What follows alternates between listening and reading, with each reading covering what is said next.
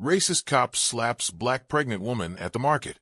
7 minutes later, her FBI brother arrives. In the heart of Chicago's Southside, the urban market bustled with a vibrant energy that belied the city's deep-seated divisions. Under a sky of brilliant blue and a warm, relentless sun, rows of stalls offered fresh produce, handmade jewelry, and aromatic street food. The market was a microcosm of the community, a kaleidoscope of colors, cultures, and voices blending into a complex melody of hope and heritage.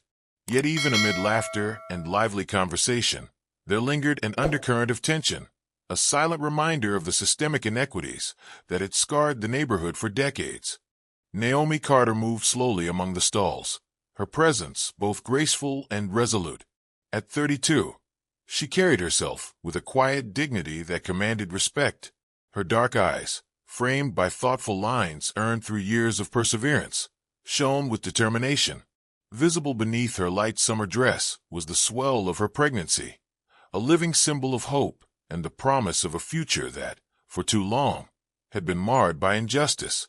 As she exchanged friendly greetings with familiar vendors and paused to admire the vibrant murals adorning the market walls, an uneasy feeling stirred within her. Memories of past slights, the harsh whispers of discrimination, and the weight of her lived experiences with racism hovered at the edges of her mind. At that very moment, Officer Richard Jim Hale patrolled the market. Dressed in his crisp uniform and exuding an air of unyielding authority, Hale's presence was a constant reminder of the system that so often placed suspicion on the shoulders of black citizens. His steely gaze swept over the crowd, not with the impartiality one might expect from a guardian of the law, but with a predetermined bias. As he walked along the narrow lanes between stalls, his eyes lingered a moment too long on Isha and other members of the black community. His mind was already clouded by prejudice, interpreting every benign gesture as a potential threat. The hum of the market, with its gentle clamor and friendly banter, seemed momentarily out of tune with the storm that was silently gathering. Naomi, for her part, was aware of every glance cast her way, every furtive look of disdain. While the market usually offered her solace, today it felt charged, each smile from a vendor and each whispered comment from a nearby shopper, laden with both warmth and a trace of foreboding. In her heart, she clung to the hope that this day might be different, that the radiant future she imagined for her unborn child could somehow override the cruelty of the past. But fate, as it often does in stories of systemic injustice, had other plans. The tranquility of the market shattered in an instant. Naomi was carefully selecting a bouquet of wildflowers, a small act of self-care amid her responsibilities, when a sudden, harsh command cut through the air. "Step aside," bellowed a voice that belonged unmistakably to Officer Hale. Startled, she turned just as the officer strode forward with rigid determination. His eyes, already clouded by contempt, bore into her with a venom that defied logic. Before she could comprehend the unfolding scene, Hale's hand lashed out with brutal speed. The sound of the slap rang out, a cruel, stinging smack that echoed off the nearby stalls and sent a shiver of shock through the assembled crowd. For a heartbeat, time seemed to slow. Isha's face contorted in pain and disbelief, the force of the blow knocking the breath from her. In that agonizing moment, the market's lively hum was replaced by an oppressive silence. Punctuated only by the murmurs of horrified onlookers, Naomi staggered back, clutching her cheek as tears welled in her eyes. The pain was physical, but it was the betrayal, an attack not born of any wrongdoing on her part, but of a deep-rooted prejudice that cut far deeper. Shock and disbelief mingled with a rising anger that she had long tried to suppress. The market, once a sanctuary of community and culture, now bore witness to the raw brutality of systemic racism. Bystanders reacted almost instantaneously. A middle-aged vendor, his hands trembling, fumbled for his phone, recording the event with wide-eyed urgency. Nearby, a young woman cried out, "Why is this happening again?" as others exchanged looks of disbelief and sorrow. Whispers filled the air, a mixture of fear, outrage, and the painful recognition that yet another chapter of injustice had unfolded before their eyes. Officer Hale, standing rigid in the aftermath of his own aggression, seemed to be caught in a moment of warped triumph. his chest puffed up as if to justify his actions, and his lips curled into a sneer that did nothing to mask the prejudice underlying his every move. In his mind, Naomi's mere presence was enough to validate his aggressive measures, a notion that was as dangerous as it was baseless. For Naomi, the shock quickly gave way to a fierce determination. Even as the sting of the blow radiated across her face and body, a fire ignited within her. She could not, and would not allow this assault to define her or her unborn child's future. Amid the sea of disbelieving faces, she straightened her back, her eyes blazing with a resolve that belied her pain. This was not just an attack on her person. It was an assault on her very identity, her right to exist without fear, in a world that too often saw her as less than human. As the initial shock began to ebb, the marketplace transformed into a crucible of tension and indignation. The murmurs of the crowd swelled into a cacophony of voices demanding accountability. Phones were raised high, recording every detail as evidence of the injustice. Yet even in the midst of the growing chaos, a strange detail emerged, a whispered countdown among those who knew Naomi's story. It was said that in precisely 7 minutes, help would arrive in the form of her older brother, Malcolm Carter. Naomi's mind raced. In the aftermath of the assault, her thoughts darted between the searing pain and the distant hope symbolized by her unborn child. Memories flooded in, of past encounters where her voice had been ignored and her dignity trampled upon. In one such recollection, she remembered a time when she had been dismissed by a shopkeeper simply because of the color of her skin. In another, a teacher's dismissive tone had made her question her worth. Now, as she clutched her cheek and staggered amidst the stunned onlookers, each memory sharpened her resolve. She would not be reduced to a victim in a narrative already written by systemic prejudice.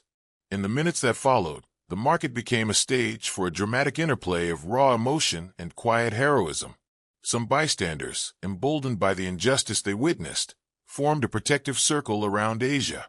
Among them was Mr. Elijah Baker, an elderly man who had spent his life fighting for civil rights, and Maya Reed, a young activist whose eyes burned with righteous anger.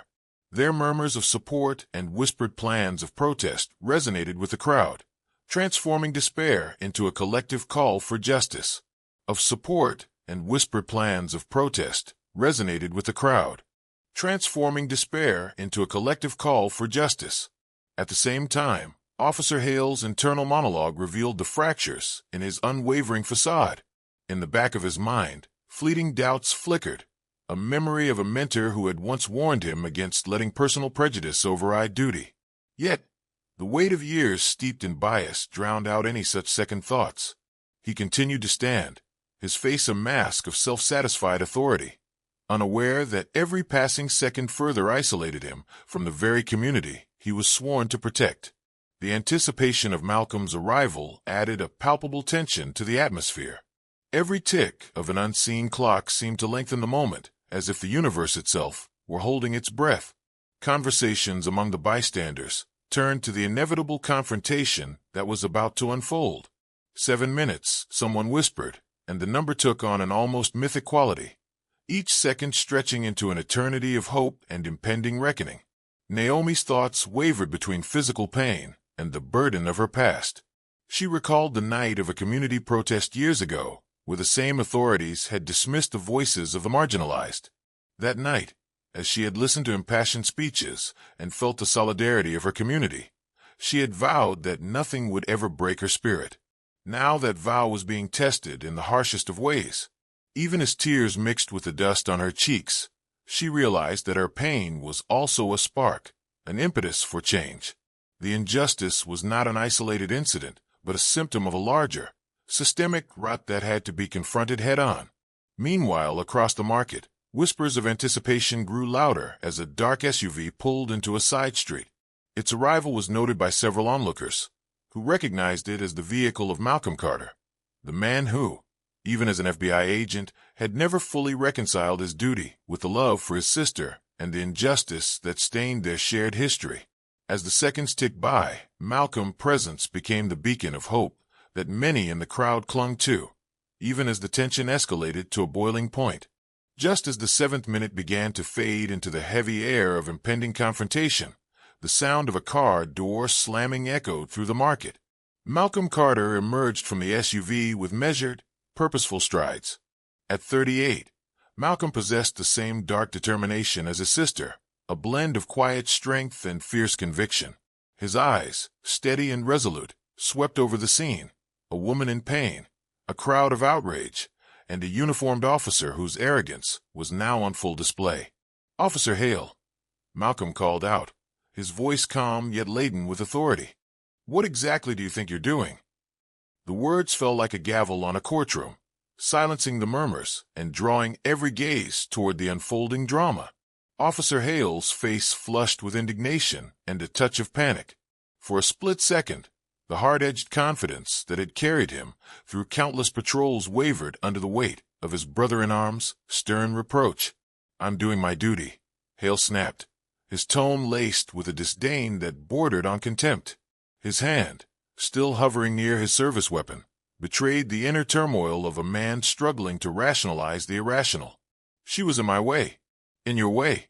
Malcolm's voice rose, carrying not just the authority of his federal badge, but also the deep pain of witnessing injustice inflicted on a beloved family member. "Naomi Carter is a human being, not an obstacle. You have no right to treat her like that, no right to humiliate her in front of her community."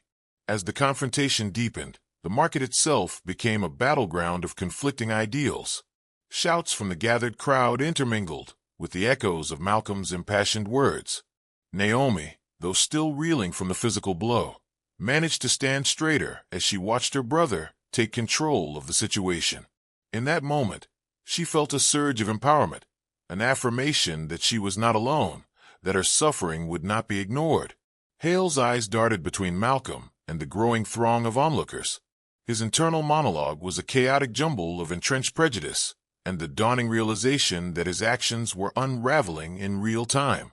Memories of his training, his long-standing belief in the superiority of his own judgment, and the insidious whispers of a biased system all collided. For a brief moment, doubt flickered in his eyes, but it was too late to turn back. "You don't know what you're talking about," he retorted, his voice faltering as the realization set in that this was no ordinary confrontation. The air grew heavy with tension as bystanders recorded the exchange, their smartphones capturing every charged moment.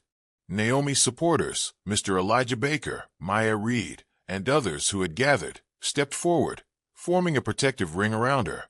Their faces were etched with both grief and fierce determination. The market, which had only moments before been a tapestry of daily life, now pulsed with the raw energy of revolution. Malcolm, balancing his professional detachment with deep personal anguish, spoke with a clarity that cut through the din. "Your authority does not give you license to abuse power. Today your actions will not be swept under the rug. They will be seen, heard, and acted upon." His voice resonated with the authority of truth and the promise of accountability, a promise that the voices of the oppressed would no longer be silenced. For a long, heart-stopping moment, the only sound was the collective pounding of hearts, a rhythmic reminder of the injustice that had been inflicted.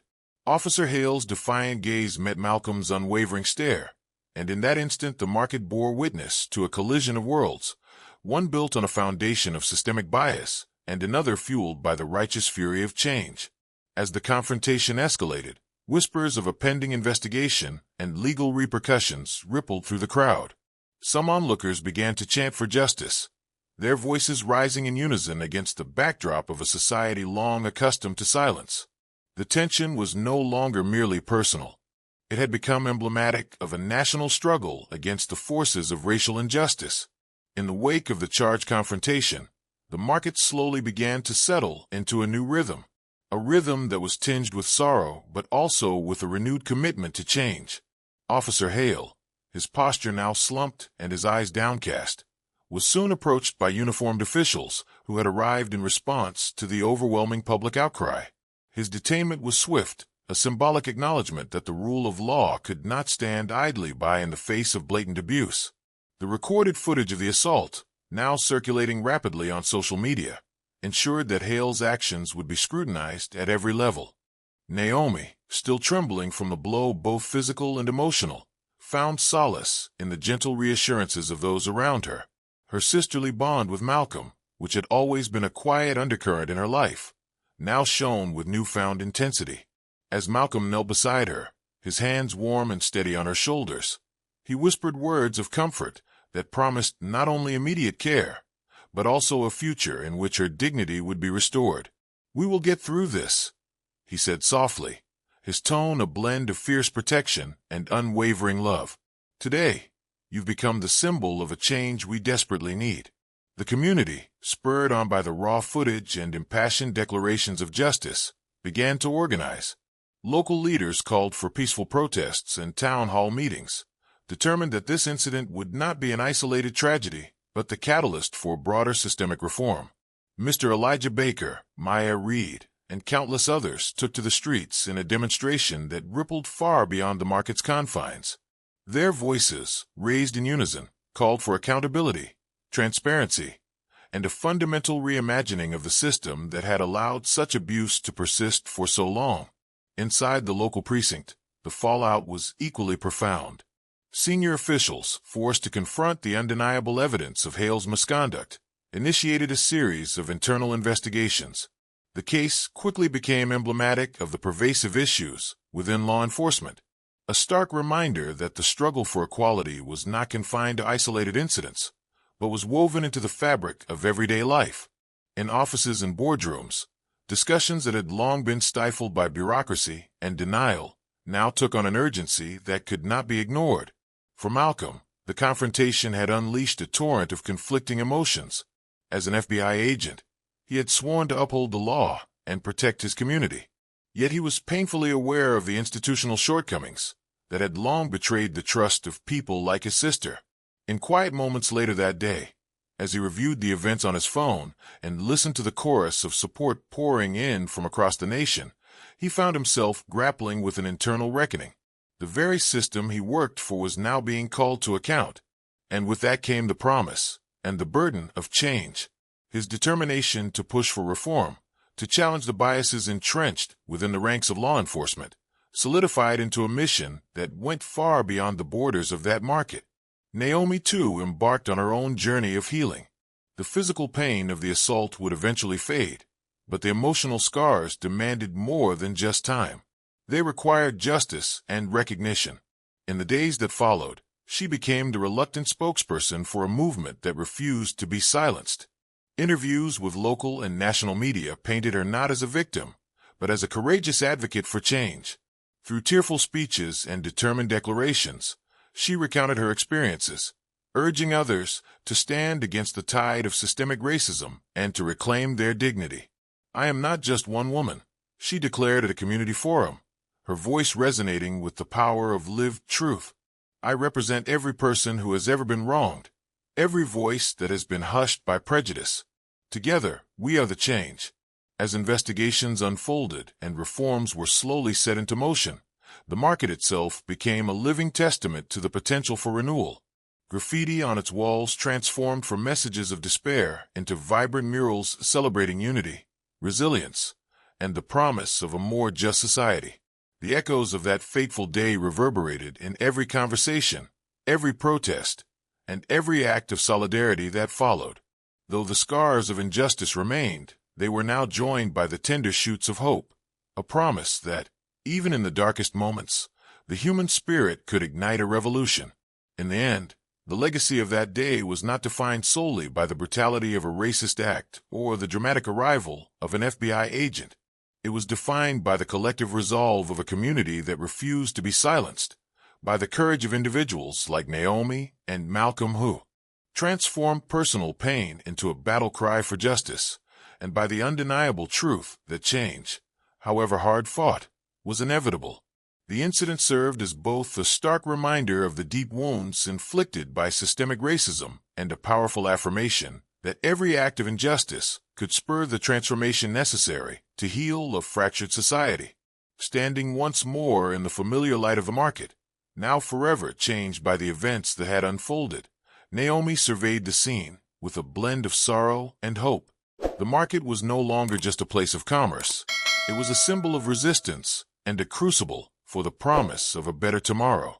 And as the voices of the community rose in unison, calling for accountability, equality, and true reform, it became clear that the seeds of change had been planted. They would grow, nurtured by the courage of those who dared to speak out, until the day when justice was not just an aspiration, but a lived reality for all. Weeks turned into months, and the repercussions of that tumultuous day continued to ripple through the community and beyond.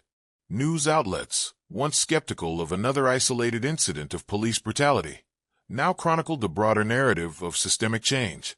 Naomi's story was shared across television screens and social media platforms, igniting conversations in living rooms, classrooms, and boardrooms nationwide. The movement she inadvertently led became a rallying cry for those long oppressed by discrimination, a testament to the transformative power of unity in the face of entrenched injustice. Malcolm, for his part, found himself at the center of intense internal debates. Within the FBI, his efforts to shine a light on the systemic issues within law enforcement earned both accolades and fierce resistance. Yet every setback only deepened his resolve. He pressed forward with proposals for reform, advocating for unbiased training, transparent accountability, and a genuine commitment to protecting the rights of every citizen, regardless of skin color. His journey, marked by professional conflict and personal sacrifice, underscored the painful truth that change often demanded confronting the darkest corners of one's own institution. In community meetings and public rallies, Naomi and Malcolm stood side by side, siblings bound by shared history and the common goal of a more just future. Their stories, though born of pain, were now woven into the larger tapestry of a movement that challenged the status quo and demanded accountability. The market, once a backdrop to an act of cruelty, had become a gathering place for healing, dialogue, and the unyielding belief that together, ordinary people could reshape their world. As dusk settled over the city on a cool autumn evening, Naomi paused at the market's entrance, her eyes tracing the familiar contours of the stalls and the vibrant murals that now celebrated community resilience. In that reflective moment, she realized that while the scars of the past would always remain, they no longer defined her or her community. Instead, they served as a reminder of the work still to be done, and of the strength that emerged when voices long silenced finally found the courage to speak. In the soft glow of streetlights and the distant murmur of renewed hope, the promise of a new dawn lingered, a promise that justice, truth, and compassion could ultimately triumph over prejudice and hate. And as the city continued to breathe, to grow, and to fight for a better tomorrow, the legacy, and as the city continued to breathe, to grow, and to fight for a better tomorrow, the legacy of that fateful day would forever stand as a testament to the indomitable spirit of those